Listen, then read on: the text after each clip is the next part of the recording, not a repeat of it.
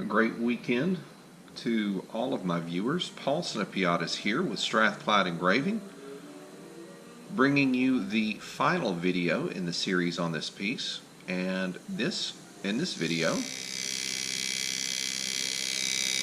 we are going to be doing our shading.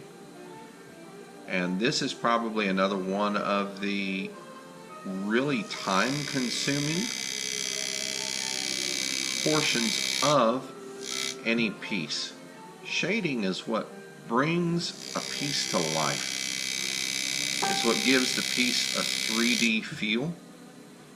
It's the one thing that, if done correctly, really and truly brings a piece to life. Once the enamel is applied, the shading lines stand out and really make the piece pop. So that's what we're in the process of doing today. Now, I already have a good portion of the shading done, and I'm continuing, as you can see, line by line, moving through and working very carefully, deliberately, and slowly on each of these shading lines. Remember, if you're watching to pick up tips, keep this mantra in your head. Make your next, the next line you do, make it better than the last one. Focus yourself on that and make a real effort along those lines. So, what is shading? Well, if you've looked at drawings, pencil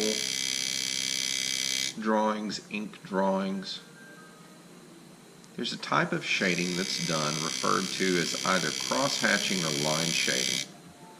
And what I am doing is referred to as line shading. This is something that every engraver has to master, because it is most definitely a part of the journey you will take to success in engraving. So let me finish cutting this one small area here, and I'll begin to talk about the techniques that I use, or the tips, just things that I do that will hopefully explain how this works. And to those people who are watching me to pick up a few tips on engraving, hopefully this will help them as well, because paying it forward is really, really important to me. So let's talk a little bit about my shading technique. Whenever I go back and I do shading, although I have done it with a 120-degree GRS C-Max graver, I use carbides pretty much exclusively on all of my work. What I have done is I've swapped off and I'm using a 90-degree graver. What that means is the width of the line that I am cutting is much, much, much smaller than the width of the line that I would be cutting if I was using a 120-degree graver. So that's something that I have to try to keep in mind as I move through this piece. Now, why do I swap off to a smaller sized graver? Well, as I stated, your lines are going to be finer. Now, can you do a fine line with a 120-degree graver? Yes, you can. Sam Alfano, in his videos, can really show you how you can get in with a 120 and do the job. Me, I prefer to use a 90. Plus, when I do my shading, I actually switch off in terms of the type of handpiece that I use. To wit, let me scoot this back a little bit. This is the GRS 901 handpiece. This is something that you can use with the GRS produced Graver Mock, I use a Graver Mock AT, which allows me 2 ports. That way I can air ports so that I can switch off hand pieces as quickly and evenly as I need to. Now, this hand piece does 90%, I would say at least 95%, 90 to 95% of the work that I do. This is a workhorse. Actually, I can cut a line of stainless steel with this. This is one of the reasons why I use the 901 handpiece. Now, when it comes to shading, I actually switch things up a little bit. And I use this piece. This is much, much smaller in comparison to the 901. This is referred to as a GRS Monarch. This is a very fine line piece. In comparison to the pressure that I use on this piece versus the 901. The 901 I usually run right at 19 to 20 PSIG for the graver to be set up properly and cut properly. With the handpiece I'm using here, I want to say I'm just over 10 pounds, probably 11, 12 pounds PSI air pressure behind this. So there's a marked difference in the air pressure and a marked difference in the functionality of this handpiece in regards to the lines that you can cut with it. One of the styles of engraving that I hope at some point to be able to get into is referred to as Booleano. Booleano engraving is, the best way I can describe it is photorealistic. If you've ever seen some of the beautiful high-end shotguns that are sold that have just that stunning engraving work done on it, that, you'll have a dog with a pheasant or, something like that.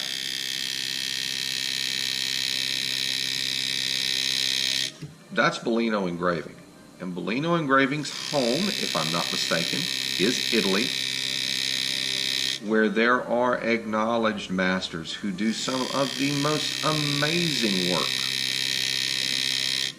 The reason I bring up Booleano engraving is because the Monarch handpiece can be used for Booleano style engraving. It hits that softly, and it is very, very accurate in the hands of a master engraver or an engraver who has some experience using the handpiece. I remember when I bought all of my tools, I looked and thought, I'll just buy the 901. But then I got thinking about it and said, Paul, what happens if you need to do some fine line work? What happens if you need something that hits much, much smaller, something that doesn't have the impact that the 901 has?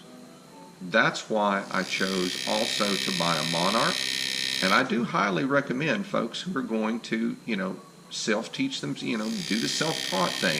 If you're going to go the power-assisted way, which I have, and the reason being is because, simply put, the learning curve is actually smaller. I would highly recommend that you buy not only a 901, but that you also buy a Monarch handpiece, because this little thing, the nice thing about it, it's perfect for doing this fine line shading work. Now, shading is created on these pieces, and the only really thing that I can really talk to you about where shading is concerned is how I use shading in reference to Celtic knots, okay? What I try to do is create the illusion where I have a junction of a line. In fact, I'm just getting one area here focused and set up so that I can begin cutting it. And I can show you exactly what I'm talking about. All right, let's take a look at the piece. Right here at the tip of this carbide grate, or the carbide point, we have a functional design element that flows in. We've got a piece here that flows under, thus the line, and this is where it comes out on the other side. This design element actually flows under this design element. So what we're trying to do is create a little bit of a shadow, or the illusion of a shadow here, so that it almost looks like there's a little bit of bend in the light as this part of the ribbon in the knot goes over or goes under this part of the ribbon. So this is the reason why you do the shading work that I'm doing on a Celtic knot. This is the way that I have drawn them. It's the way I learned to draw them. So I've just kind of basically transferred that same knowledge over to the actual portion where I'm cutting the metal.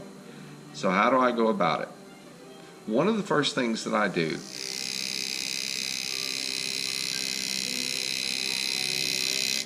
is to create myself a center line. Now when I cut this, I'm using a very, very light touch. I do set the point of the graver every time, so here we go. Here's my center line. Everything from here over has to be shorter. Everything from this point over has to be shorter. So what I do is I'll find where I want to start, just kind of eyeball it, set the point of my graver, and with just the lightest touch, I move the line forward. Now, I start very thin,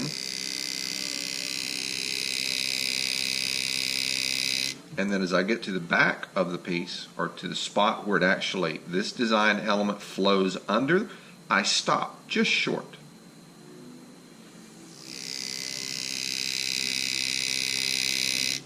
The line starts thin and ends thick.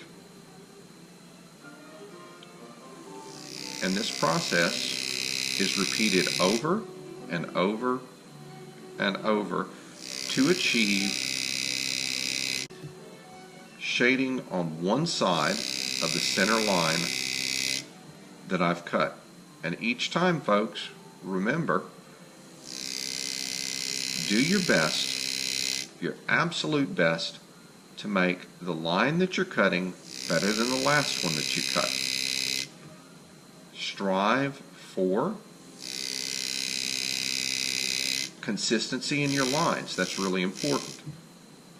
So slowly but steadily, this is what I'm doing. Now you can see it does leave a little bit of turned up burred metal here, a burr of metal in front of the graver, and you can pop that out at the end, which I normally try to do, or I can just go back and with one edge of the graver, not drag it across the surface, but just above, and it just kind of shears them off. If I'm not mistaken, the engravers of old, before power assisted was here, and this is more like hammer and chisel days, there was actually a tool that they used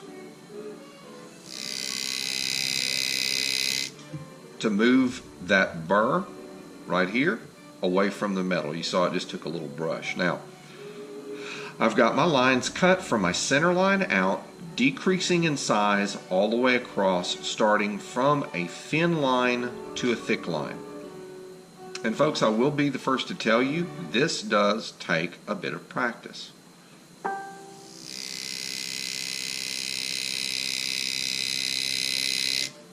Once I set the point of my graver, all I have to do really is just kind of guide it next to the previous line that I've just cut. And I follow kind of like the edge of that line. Another thing that I do, because I want my cut to widen and deepen, I'm actually, while I'm doing this, changing the angle of the graver to the surface of the metal. So I will start off shallow, and then by the time I'm finished, I've actually got a little bit more of an angle on the top of my graver. In other words, back here where my pinky finger is, I actually lifted up the graver, and what that forces it to do is cut deeper. Cutting deeper will force more of this point on the graver down and into the metal, leaving the two sides on either side to cut a wider swath.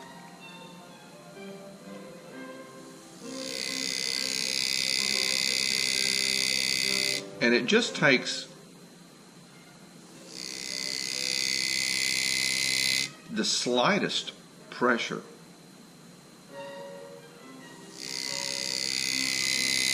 from me for this graver to move forward. I am pushing it a little bit. And you will get to a point after you've done this enough to where you feel it feels a certain way in your hand while you're pushing this along. Now, can this style of engraving, or what I'm doing right now, shading, be done hand push? Yes, it can, to wit.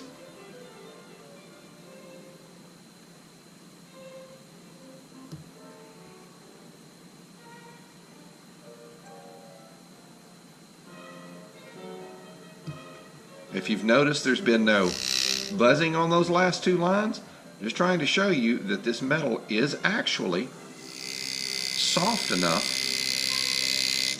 for me to manually push a graver through it. So we've completed the shading in that area.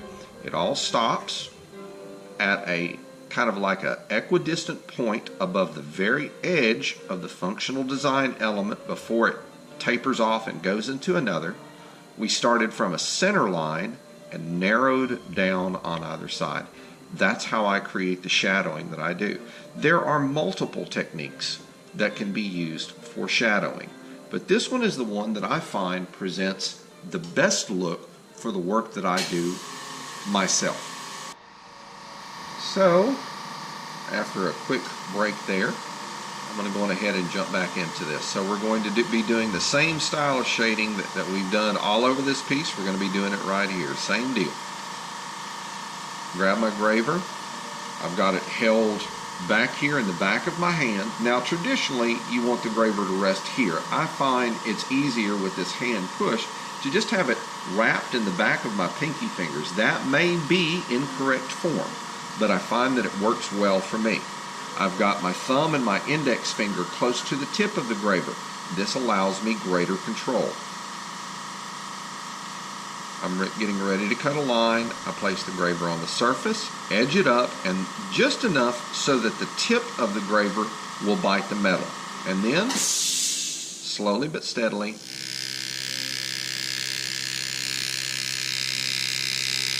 bring the pressure on and start cutting the line. Cut my center line, so now we know that every line following this is going to have to be just a hair shorter. They all terminate at relatively the same spot from the edge of the functional design element.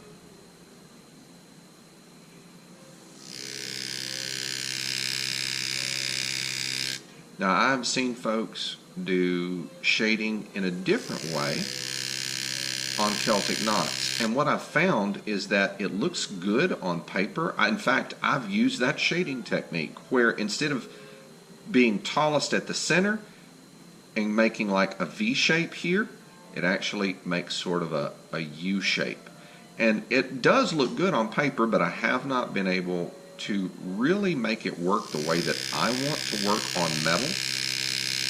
So what I try to do is stick with techniques that I know that are proven. And by proven, I mean they have shown me repeatedly that the end result is basically exactly what I wanted. So we're going to use the edge of the graver. I'm just going to kind of scrape this away. And you got to keep in mind, folks, that after I do this shading, I'm also going to be coming back and hitting it lightly with a very high grit sandpaper to remove any of the small rough edges that may be left. If I see a spot where the line doesn't go down as far as I would like, it's very, very easy at that point to get back in to the same line you've cut and just even it up. Just take your time, go slowly, and even the piece up. So now we're going to start on the bottom half.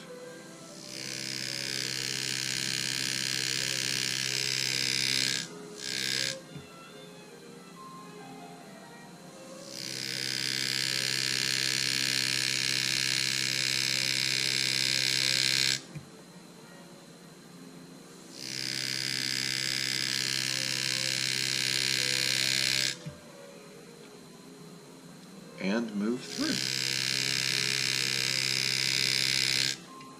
And as you can see,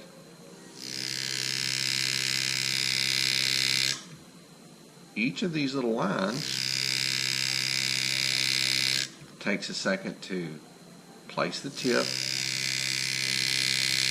cut the line, pick out,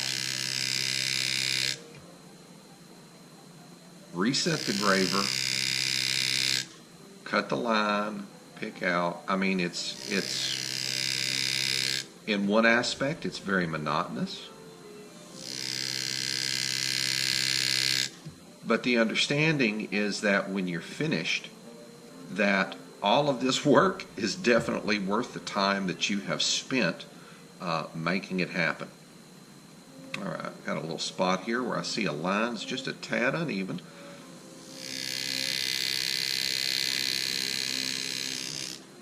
And sometimes that will happen on mokume, and let me explain to you why. Mokume is basically layered metal, okay? And different metal types.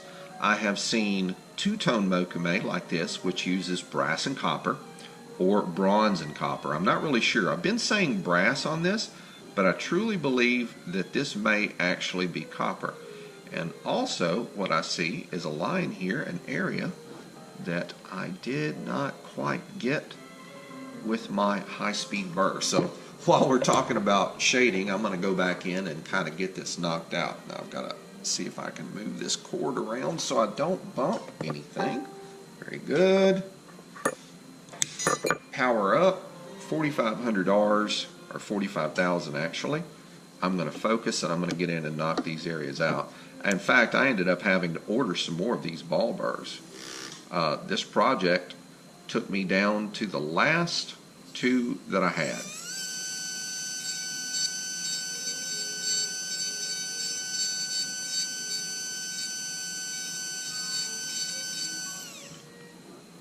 And there's that line that I want to remove right there.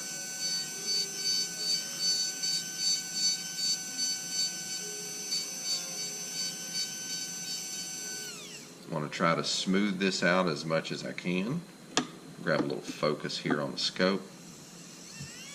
Because that one little shiny line right there on the edge, which is a remainder from a half-round graver,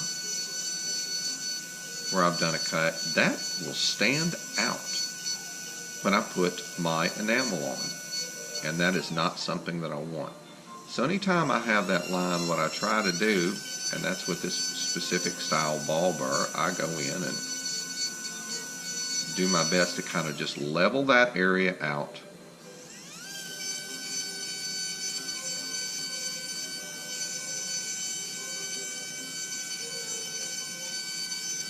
And blend it with the metal that is surrounding. It's like I've also got a little spot over here on the side that I missed. And guys, this is this is normal. Trust me, when you're moving across a piece and doing your best to ensure that everything is done, even you're gonna miss a spot or two. It's just kind of the nature of the beast. Don't be ashamed of missing a spot. Hey, I mean, everybody does. There's been times that I've forgotten to sign my pieces. So, I mean, it's something that happens to even the best. And trust me, folks, I'm not calling myself the best by any means, because there are engravers who make my work look like chicken scratching, as the old expression goes.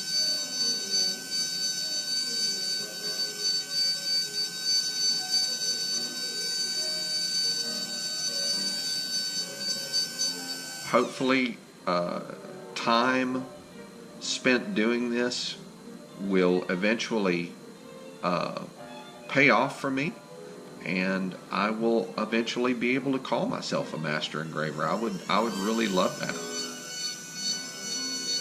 But we all start, every one of us. We start from very humble beginnings. And when you forget that, basically, you set yourself up for failure. My firm belief. But anyway, I think we've got that. So I'm going to try to move this hand piece back up here, got it, and turn it off. There we go. And now I can get back to cutting metal. So let's kind of get a look and see where we were, and we're going to start again. Okay, I see the spot I want to work with right here. Now I'm going to check and see where that is in relation to my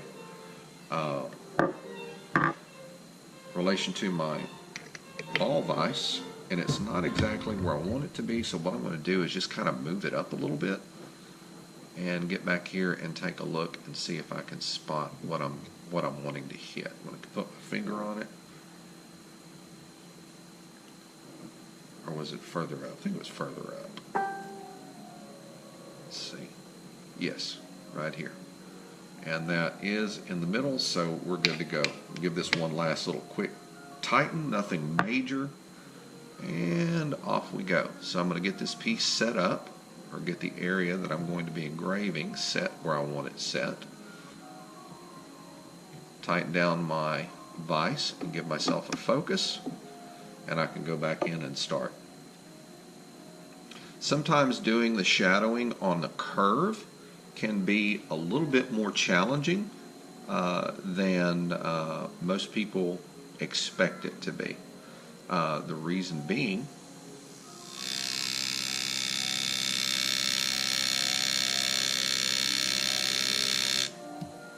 is that as you cut the piece, as you're cutting a specific shading line, you're actually rotating the piece. Your hand stays still, and you turn the ball vise into the cutting edge.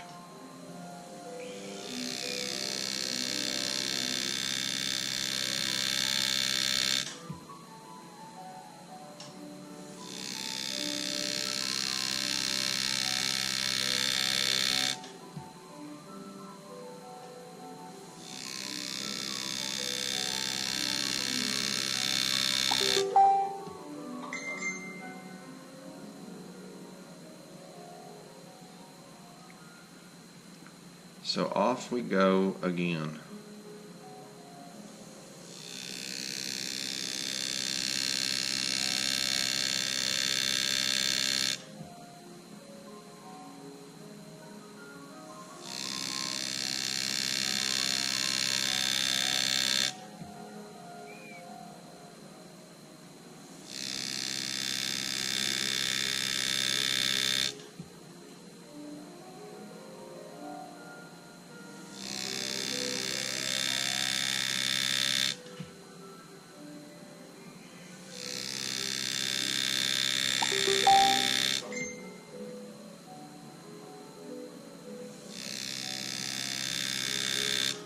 And there we go. That's one side of it done.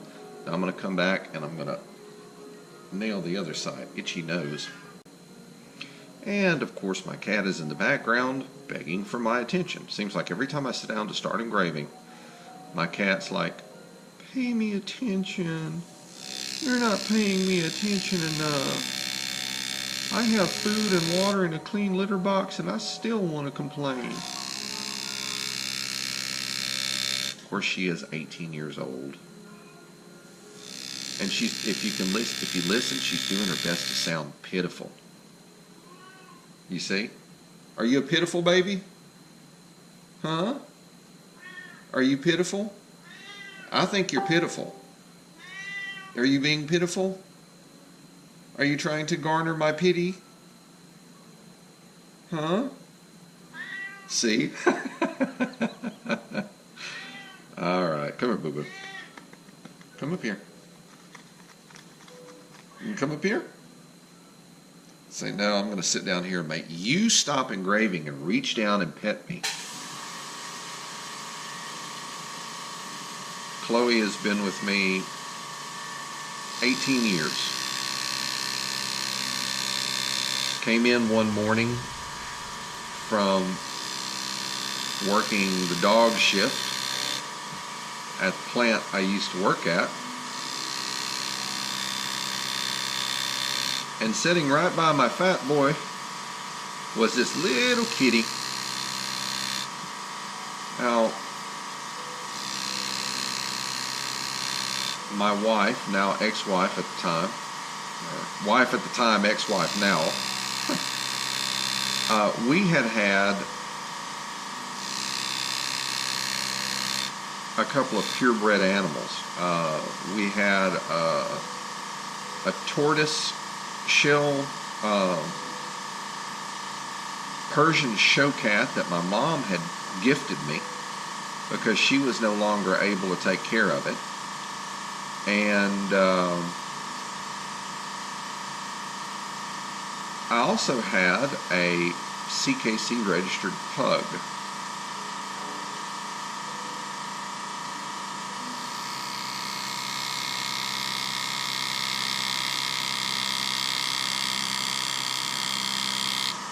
Well, as many dog breeders will tell you, red mange in an animal is genetic. It's something that was passed on. So when I took my pug to the vet, the vet called it, and said, well, you've got a problem here. This pup's got red mange. And I said, well, is that something that's normal? No.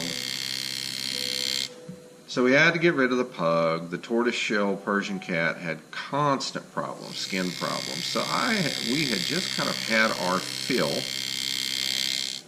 of animals in the house. Well, then Miss Chloe came into our lives. Brought her in the house that morning. Fed her a little bowl of milk.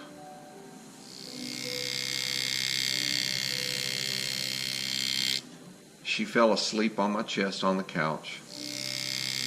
And little did I know, my lady had gone to Walmart, picked up a litter box, picked up 2 small stainless steel bowls, picked up some litter, and that was that. Chloe moved in. And she has been with me since that day. And she is my baby. She's my girl. Everybody else has failed me. She's always been there for me.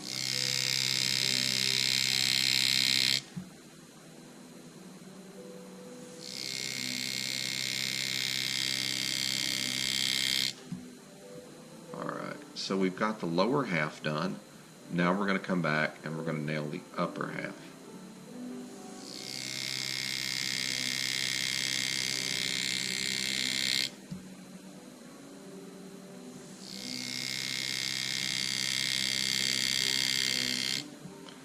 Now the nice thing about it is on this particular area, this whole design element all the way over. I mean, there's a huge swath of copper through the design right here. So this copper is just like, you just barely lean on it and it cuts.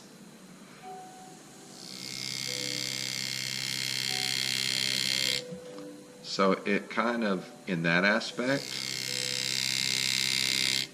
makes things just a tad easier for me.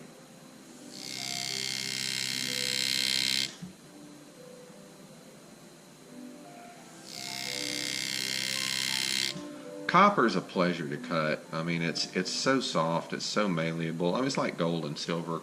Engraving on gold and silver is unlike engraving on any other metal. There's just a feel to it that's absolutely amazing to me.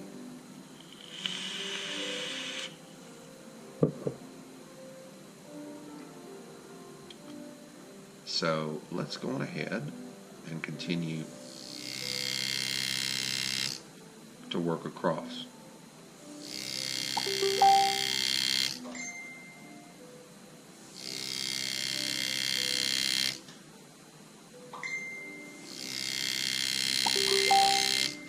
Wow, my private messages are going crazy this morning.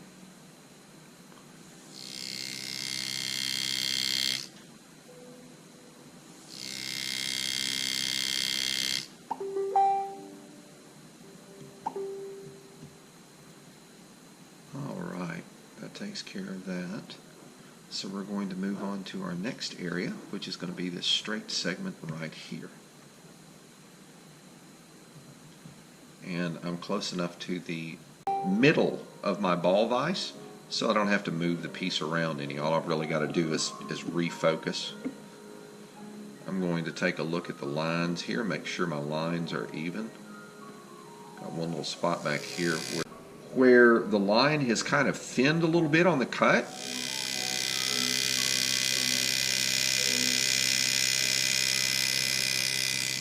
So I just kind of go back in and carefully try to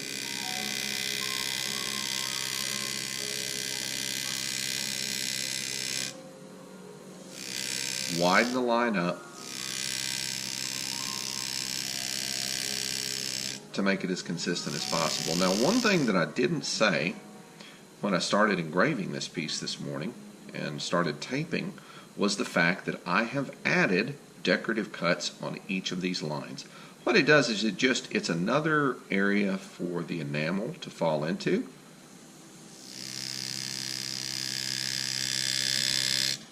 That makes for a pretty amazing look.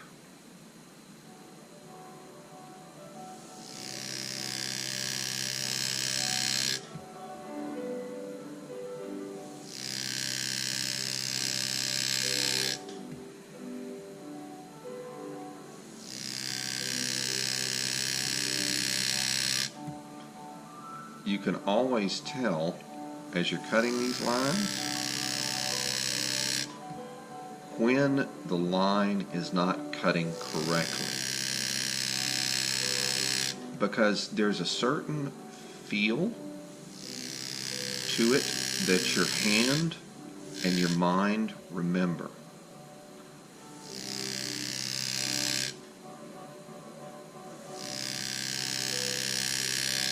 And if that feel isn't there, you pretty much know. Go back, take a look at the line. It may not exactly be what you need. Never ever, folks, as you start your own engraving journey, if this is what you're watching my videos for, never be ashamed to admit, hey, I made a mistake, or hey, that doesn't look good, I want to go back and correct that. Go back, do it, take the time. Because remember, any piece you send out with your name on it is a piece out there with your name on it. So always strive to produce the best piece that you possibly can, because let's face it, there's a customer out there who's doing their best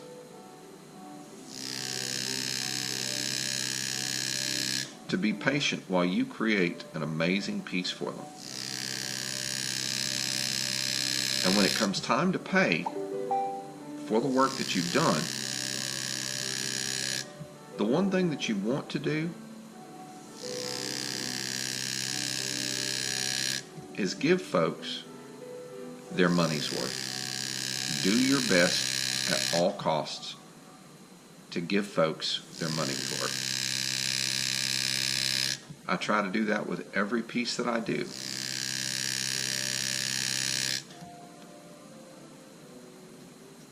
Develop a passion for this if you're learning to engrave.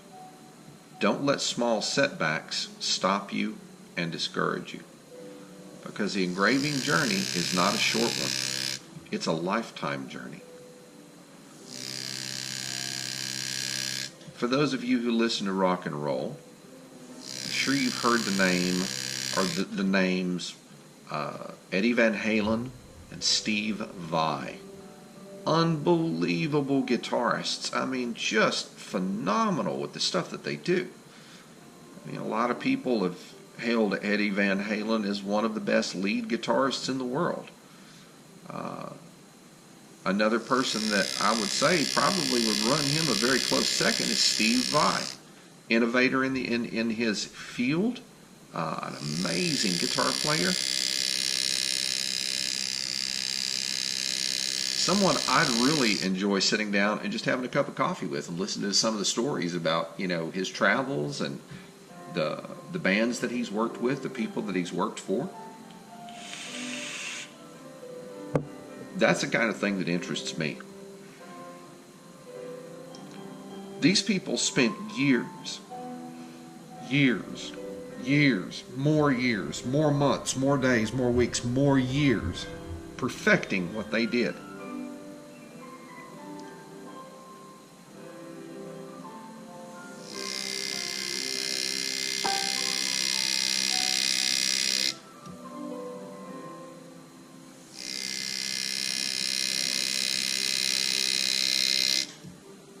The same thing with engraving.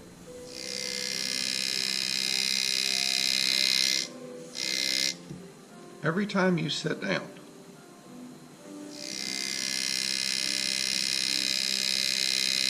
to engrave a piece for a customer, you are basically picking up a finely tuned instrument and creating music with your artistry.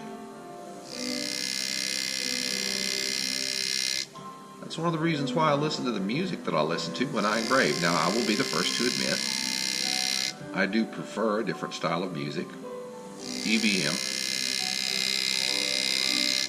But for the sake of my viewers, and so I don't end up with any copyright strikes on YouTube, I've been listening to chamber music while I engrave, and I find, to be honest with you, that it's almost an aid to me.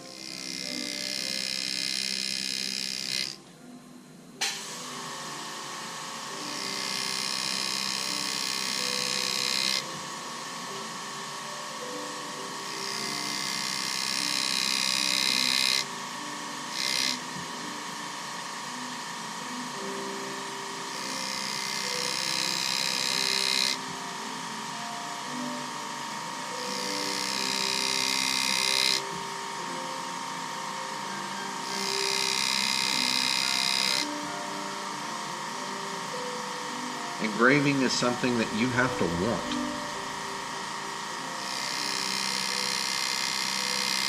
It's an amazing art form. There are individuals out there who create some of the most phenomenal work in engraving that you will ever see. Work that I will openly and humbly admit is far, far better than mine. But you know what? Each of those people that I'm referring to started the same place. They started here. I often look back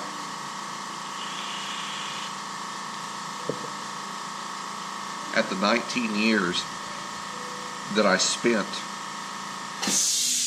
miserable in the Louisiana chemical industry. And it wasn't the job that made me miserable. It was the mentality of the individuals that I was working with. Small-minded people. And I'm not saying that Louisianans are small-minded at all.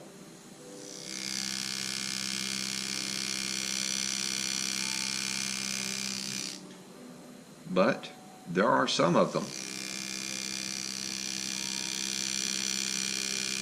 who follow the tried and true human condition tenet, fear what you do not understand. If somebody's a little different, oh, they are to be feared. They're to be reviled. I'll be the first to admit I'm a character.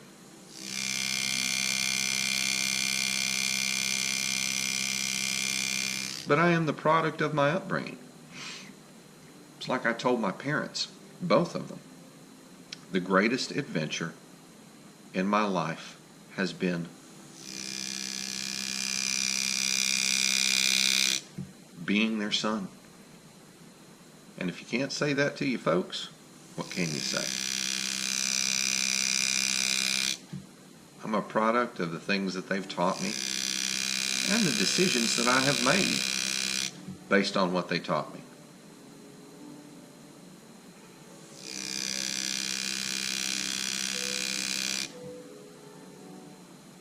this.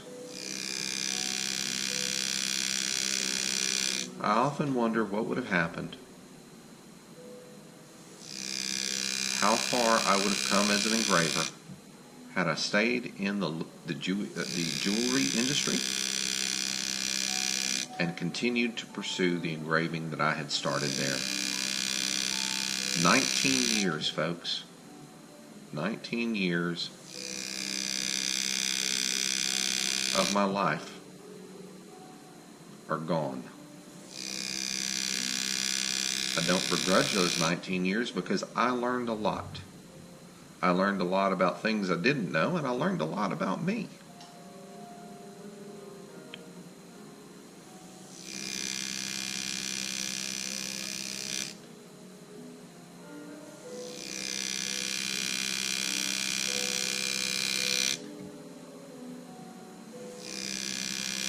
But I tell you what, I do wish that I could kind of like turn back time and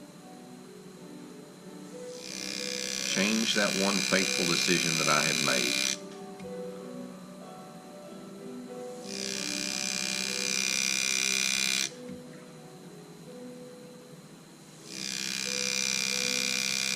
So, as you can see, shading is a slow, tedious, and painstaking portion of the engraving. It's the one thing that's going to make the engraving pop, among other things that are going to make the engraving pop once you're done. So shading is a very, very important portion of the engraving process. With that said, folks, what I'm going to do is bring the video to a close so that I can continue to focus on this piece and get as much of it done as I possibly can today. There is another customer waiting for their piece to be done, and they're in line after this customer. So what I'm going to do is bring the video to a close and say to all of you, thank you so very much for each of you stopping by and taking the time out of your day to share a few moments with me and have a better understanding of the craft that I do. Granted, in these videos, you're going to see a lot of the same steps over and over and over, and you'll hear me repeat the same things over and over and over. There's a reason behind it. If you're watching this to learn, if I keep repeating it, keep drilling it into your head, it's something that you'll carry with you for a long time. And maybe one day after I'm gone and there's a rock above my head that says, "Here lies Paul," you guys can look back and say, I learned something from him.